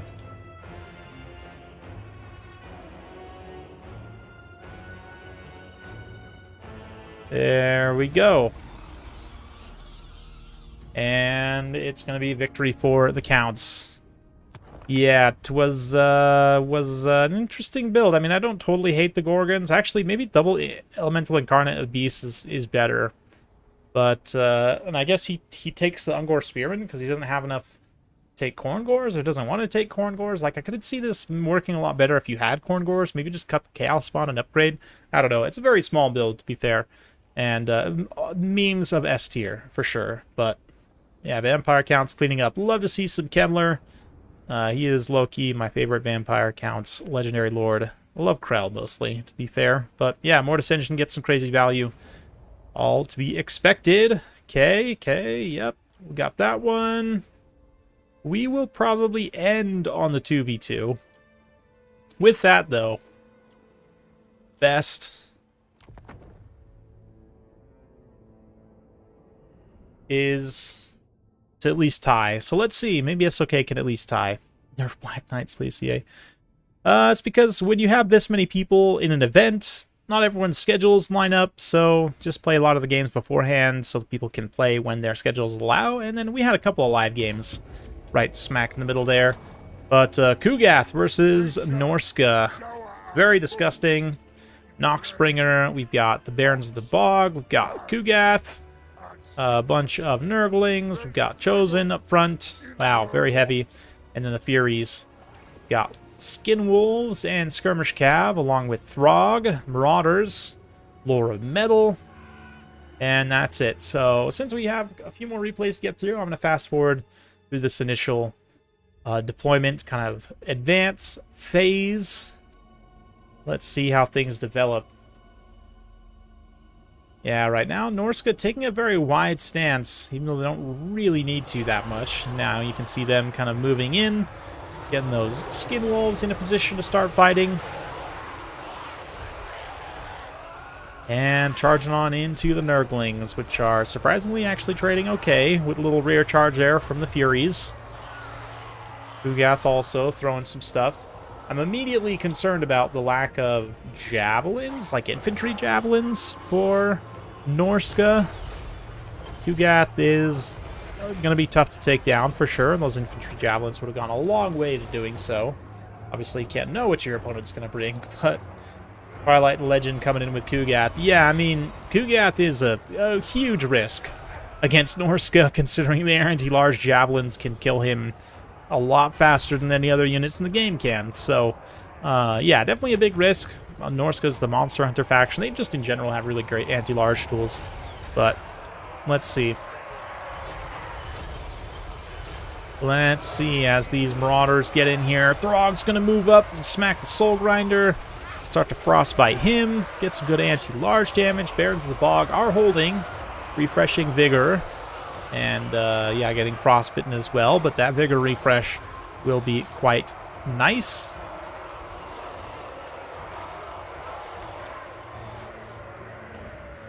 Yeah, Twilight here. Getting charged, or sorry, I should say charging with his Furies, trying to keep the pressure up on those Marauder Horsemasters, Horsemen, not allow them to sit and shoot. While their javelins are not anti-large, they definitely will hurt Kugath, especially in this great a volume, so need to be careful about how that takes place. But Skin Wolves getting in here, a lot of Skin Wolves. They're going to do some good anti-large damage as well, and this is actually getting pretty dangerous for Kugath. You can see javelins flying in from all sides. He gets surrounded by Skin Wolves, and Throg's also frostbiting him. Not that he's fast enough to get away to begin with, but now he's definitely just locked in place. You can see him throw a Fleshy Abundance on himself, try and keep himself in the fight for as long as possible. But it's not looking great right now as the Marauder Horsemen continue to fight against some Furies there. A little shot from the Soul Grinder is able to actually rout them. And a nice final transmutation from the Metal Sorcerer of Norska will do some pretty good single entity damage to everything in this big AoE. Barons of the Bog managed to maneuver out of it, not take as much damage, but Kugath and the Soul Grinder definitely eating the brunt of that final transmutation. And the Javelins, yeah, these Marauder Horsemasters and Horsemen just been able to stand firm and throw their big old sticks. Kugath definitely suffering right now, but Norska also behind on the balance of power ever so slightly, as they have taken some damage on quite a few of their key units, but Skin Wolves will rout, and they'll regenerate and then come back, which is one nice thing. Nurgle has some mobility here, like these Poison Warhounds perhaps, which he used to chase routing units. Got a handful of Furies still online as well, swooping down, but I mean the Javelins have pretty much done their damage at this point. Throg can try and get in there, and with his 7,000 HP versus Kugath's 4,700, let's see how they can do. Kugath definitely going to be trying his best to hold. With the Soul Grinder, 2v1 on a single entity engagement, not great for Throg. How does Norska deal with Yarrows and the Thunder Barge? Well, there's this thing called the Chaos Frost Dragon. It used to be called the Frostworm. Now it's called the Chaos Frost Dragon. It has flying and it has multiple slow effects. Probably something like that. I don't know. They also have access to Manticores too, right? So there's some stuff going on there. But Furies move in once more to try and disrupt, but there's just so many bodies in here. They're going to be able to overwhelm the Furies, and at this point, Throg just tanking the damage in this big blob of Nurgle stuff. Also just asking for another final transmutation here. As the Horsemen and Horsemasters continue their deal. Let's fast forward a little bit to this late game. Throg actually gets terrified away. Kugath's pretty much up to his healing cap now. But a lot of stuff's out of ammunition, starting to have a little bit of leadership issues, so the damage on Kugath is going to be pretty real at this point. Like, I should say, the ability to do burst damage not going to be nearly as high. But Throg will still try and get it done as much as possible. Getting some hits on Kugath, got him down to about half HP after healing cap. And there's the final transmutation we've all been waiting for. Overcast. That is going to finish Barons of the Bog. It's not going to finish Kugath, but it will do a substantial amount of damage to him. The Chosen also have been just completely, like, immovable. Has been doing a great job tanking, and they might actually just tank it all out. Yeah, Kugath is heal capped, but he's not really taking much damage at this point. Throg, maybe he can just win on army losses here if he actually kills these two single entities for Nurgle, but right now Throg himself is about to rout, and he's not too far from his own healing cap, so definitely anyone's game. We're going to continue fast forwarding through this blob grind as various units try and make their presence felt. Throg taking a couple more hits from the Soul Grinder before he can actually effectively rout. Actually routes the wrong direction, which is going to prove fairly disastrous as army losses kicks in for Norska, perhaps.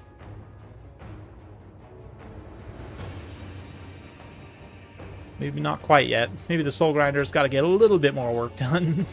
The Skin Wolves make one final attack run. They actually do some damage. But Maws of Savagery and Throg kind of overextend once more. Ooh, another brutal final transmutation, but it's not enough to stave off army losses. And Nurgle takes home a pretty tight win there. Yeah, Twilight Harbinger. Kugath, it's a Chad pick for sure, risky, but ends up paying off then some in this matchup. The Chosen of Nurgle also were a really nice pick. Norska really didn't have anything that was designed to kill them, so they ended up being quite impervious to everything, racked up quite a bit of damage, also just grinding in melee. So fun stuff for sure. From Norska's side, I mean, Armored Skin Wolves in general are all pretty good. Marauder Horsemen also kind of makes sense against a slow faction like Nurgle, but just did not have the armor-piercing anti-infantry damage to deal with those Chosen, and also to deal with Kuga at the same time. It's a lot. It's a lot of things. So, yeah, with that, XMT officially seals the win. And so, yeah, we'll just go through the rest of the games, not worry too much more about keeping score. Let's just say XMT won.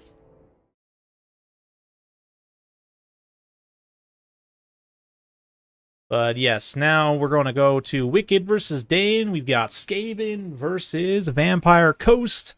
I see 2 Carronades and Mortars, some Warngulls, 2 deck guns, bombers, 5 halberds, plus the halberd man himself.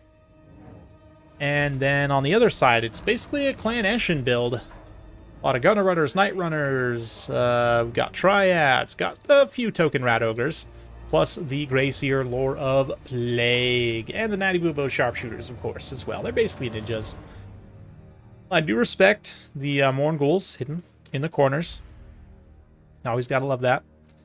And then likewise, yeah, let's see what these carronades, the cannon, are firing at, the mortars and such. Looks like Natty Boobo Sharpshooters actually took some hits there. It must have been revealed by something. But yeah, deck gun's gonna turn and shoot at the wolf rats. Oh, okay, I guess because a lot of this stuff is Clan Eshin, there are actually a lot of things that are hidden. So the targets that the Vampire Coast Artillery can select are limited to a degree.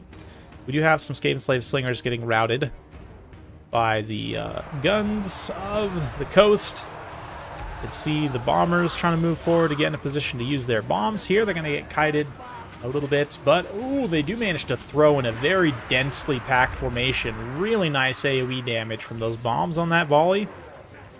Might have just paid for themselves. Maybe in the single volley, maybe not. A lot of cheap units mixed in there, but basically one volley and they've almost paid for themselves.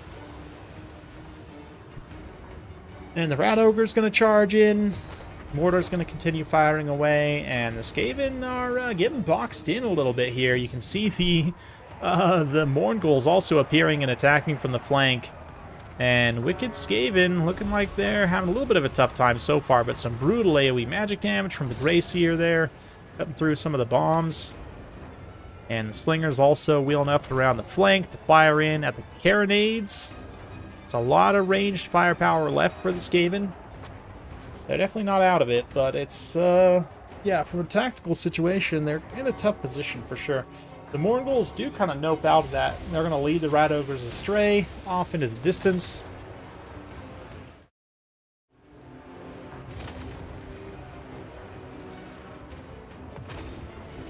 Yeah, Carronades firing at the Rat Ogres, but really don't have a lot of great targets to shoot at. We're also going to see a pistol summon here, which is, again, an odd choice. But it's definitely a choice you can make in this situation. All arms moving in to use their anti-large bonus against the Rat Ogres, and that little attack looks like it's going to be pushed back. Mortar still just firing at Skaven Slingers, which is fine. Oh, there's actually Night Runner Slingers. Okay, so it is a mix of everything. But Skaven, once they're able to pull up, get their Shuriken units firing, get their own, you know, get the bell moving here, all the Slingers and stuff, quite a bit of volume of fire landing on the Vampire Coast units. They're really not enjoying that. You can see crumbling, disintegration already happening on a number of units. This unit of Carronades, wow, the Slingers actually just like dismantled all their cannons from a distance with little sling stones, which is quite impressive, all things considered. So while it initially looked pretty bad for Skaven, they are fighting back pretty effectively right now. And let's see. Yeah, this force here got absolutely blasted. Rat Ogres actually just straight up shatter there as they're having a tough time approaching. But oh, the Eshin Sorcerer coming in with the Warp Stars. He's already got 75 kills, almost 1,000 damage value. Now sneaking around this backline here, can continue to Warp Stars this Carronade. It's possible he actually helped kill the other Carronade as well, but another little Pestilent Breath there. Scorch even. No, it is Pestilent Breath. On the Gracier, he also has Scorch available if he wants, due to the Screaming Bell mount. Shuriken units starting to run a little bit low on ammunition. Natty Bubo's sharpshooters also are here. They haven't used up much of their ammo at this point, so still have plenty of opportunity to try and DPS whatever important targets they need to. There's the Scorch. Does some good damage. Did it actually blow up a mortar? No, it just killed some of the crew. Rat Ogres also helping to beat down those Nurgles, Gutter Runners. We'll be using up the last of their ammunition, shooting these Nurgles. So you can see the balance of power slowly tipping more and more in Skaven's favor, and I definitely agree with that. But Mr. Warp Stars here up to almost 100 kills, 1,000 damage value. Great stuff for such a cheap and relatively underrated caster. I've seen some fun stuff with Lore of Stealth in recent days, but yeah, as far as this battle goes, they're gonna do it. It's almost done. Perhaps. Yeah, Noctilus could be pretty tough to take out in the late game, but everything else is basically done for at this point. I mean, even the Gutter Runners, Night Runners fighting zombies in melee will probably do okay. The Nurgles, they are persistent in pursuing Natty Bubo's sharpshooters. We've also got some pistol mobs being summoned out as well. Yeah, Carronades that remain, definitely. I think from the outset, all the Carronades should have been focusing on was the Screaming Bell, to be honest. You probably could have sniped Gracier by now if both the Carronades had been focused on him the whole time. He's a little bit hard to hit. You know, the animations of the bell, you see how it like rocks around like that. Very, very tough to hit at times. But, you know, persistence is key in that aspect. And two Carronades keeping up persistent fire is definitely going to put quite a bit of pressure. But as it is right now, let's fast forward a little bit as the Skaven kind of reconsolidate. They're going to shut down this last Nurgle and then get ready to blast. It is just a summon pistol, but still. More Scorch on the deckhands. Mortar still firing. And man, if that mortar uses up all of its ammunition, curious to see. It's still... Oh, no, that's the deckhands. Okay, mortars. 139 kills, like 600 values. Pretty much paid for itself already. Let's continue fast-forwarding as the Skaven make their final attacks here. Triad's going to get in, get beat up by Noctilus. The Night Runners going to also potentially run in. Maybe a little bit of desyncing happening in this replay as well. Hard to say. But yeah, with the Slingers now slinging down what remains of the Mortars, that's basically going to be army losses, I would think. Everything now except Noctilus, but Natty Boobos can be trying to snipe him with their remaining ammunition. So yeah, all of a sudden it comes down to just poor old Noctilus all by his lonesome.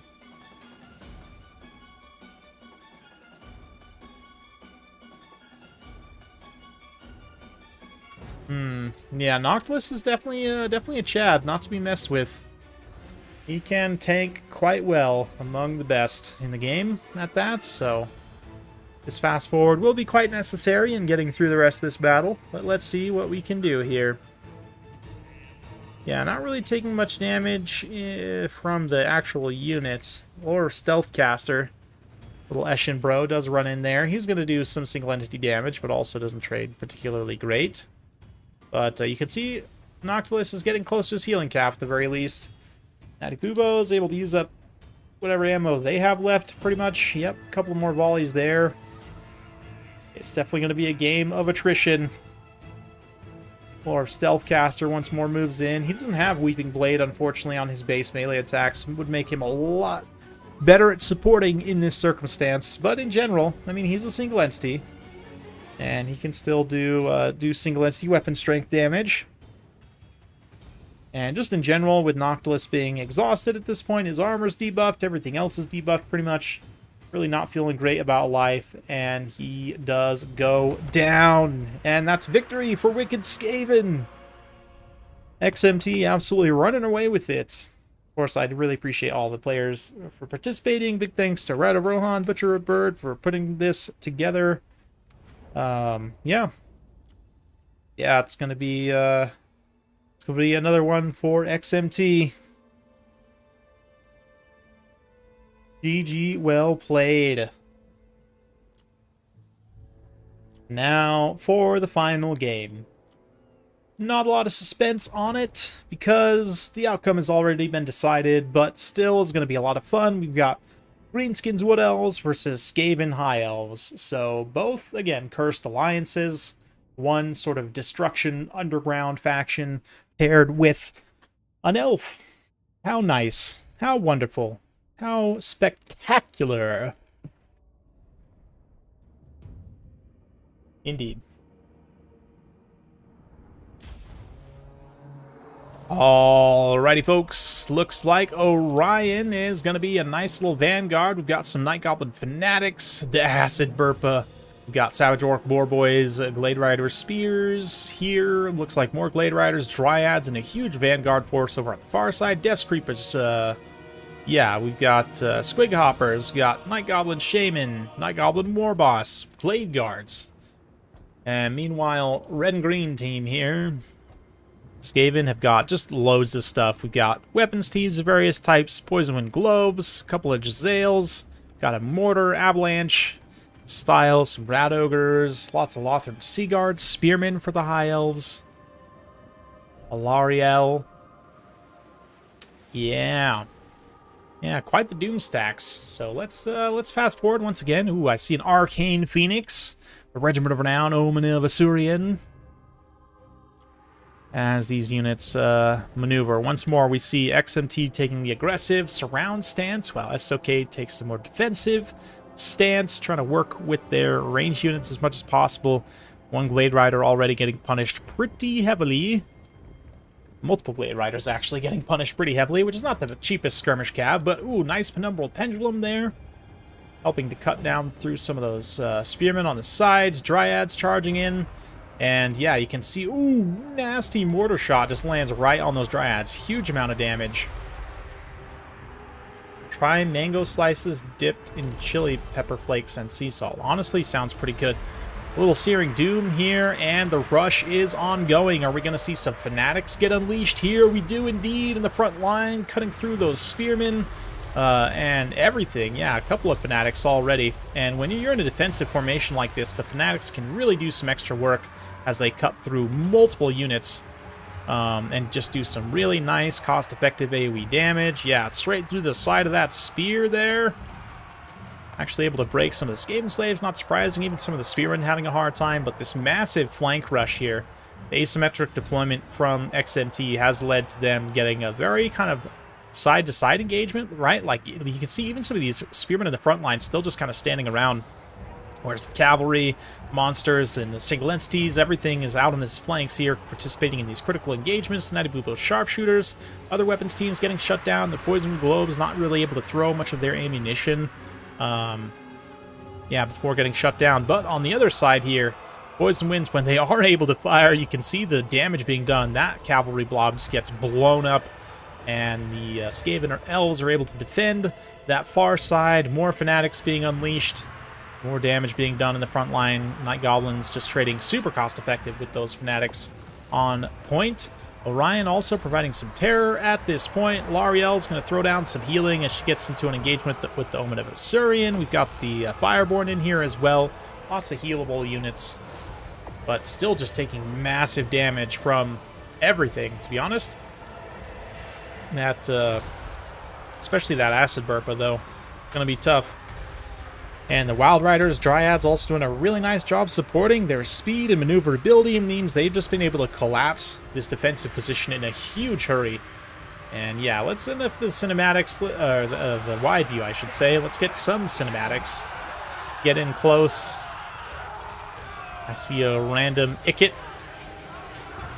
on his motorcycle. Unfortunately, not the Doom Wheel. Would have been a bigger target, but a little bit more impactful in the battle. But yeah, the Skaven and the High Elves getting folded up.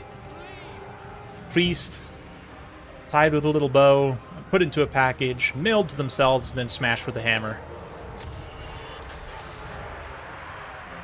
Little brass orb there on some of those goblins, right as the fanatics are unleashed. I love fanatics. I love the sort of violent slapstick silliness of Warhammer, honestly. Like, Warhammer is inherently sort of grim dark. Everything is big, bad, sad, or as I like to say sometimes, grim sad. You know, everything is terrible. Everyone is terrible. There's no good guys, technically, whatever. But inherently, there's a lot of silliness to Warhammer. Let's be fair about that as well. And I do appreciate that although it is very grim sad, it doesn't take itself too seriously. I do feel, having been, you know, jumping into D&D lately quite a bit, and especially exploring a lot of third-party D&D content, of which there is a lot of really good quality, high-quality, awesome third-party D&D content. But one of the things that's like, okay, there's a lot of grim-dark, in quotations, fantasy settings out there for these third-party kind of content books and whatnot, and a lot of them, it's like, you know, throw a dartboard at your bingo card of grim-dark fantasy things, like, oh, gods are dead. Okay, how original. Like, oh, World Without Light. Wow, never heard that one. Or I don't know. Like, I guess what I'm trying to say is a lot of those ones end up coming across a little bit generic, and I feel like sometimes they take themselves too seriously, whereas Warhammer does not. It is grimdark to a degree, and there's sort of some horror-type gothic elements to it, right? But there's so much silly slapstick and fun, and just a lot of unique stuff too, honestly. Really iconic to Warhammer. So yeah, really enjoy it. It's probably my favorite grimdark setting, even though I'm not really super into the lore, to be fair. I don't know. I have thought about picking up and reading, or at least getting the audiobooks for Gotrek and Felix, because I figure that's like the essentials, right? Gotrek and Felix, then maybe the Malice Darkblade series. That's like the essential reading for Warhammer books, right? Even if I don't end up jumping into a lot of the other lore stuff. But anyway, I've waxed on long enough about that. We're going to see the end of this game approaching very quickly as the Elves make their final stand. Skaven are basically eliminated already. It's just Alariel and her Phoenix trying to salvage whatever they can out of a disastrous battle, it must be said. You know, Yeah. XMT able to come up with a really effective, nasty strategy here. And the Elves Skaven build was not well suited to counteracting it. That will put a bow on it. Victory for XMT. Good games all the way around, though. Big thanks to SOK for supporting, participating, you know, playing in those games. There was a few games that definitely could have gone either way. I don't think the score overall should be too indicative of it's definitely not indicative. I mean, it's kind of a meme clan war, to be honest, right? A lot of meme builds on both sides, which we love to see. Again, not taking ourselves too seriously is maybe the message of the day. That's the theme for today. So hopefully you guys enjoyed all that. Thank you all so much once again for watching, for being here. It's been my absolute pleasure. Yeah. Check big squig value. Yeah, let's take a look here. 4,000 damage dealt on the Burpa. Wow.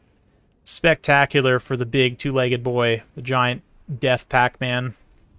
Yeah, the Savage Orc Boar Boys also got some pretty good value there. Squig Hoppers, 221 kills, 1,000 damage value on some Fanatics, 146 over here. Yeah, great job by Inkars there to use his units to best effect. And then Taco also, just overwhelming micro, great sort of strategy and plan, I should say, to just do that giant flank overload, charge out from the woods, and smash through their defensive position.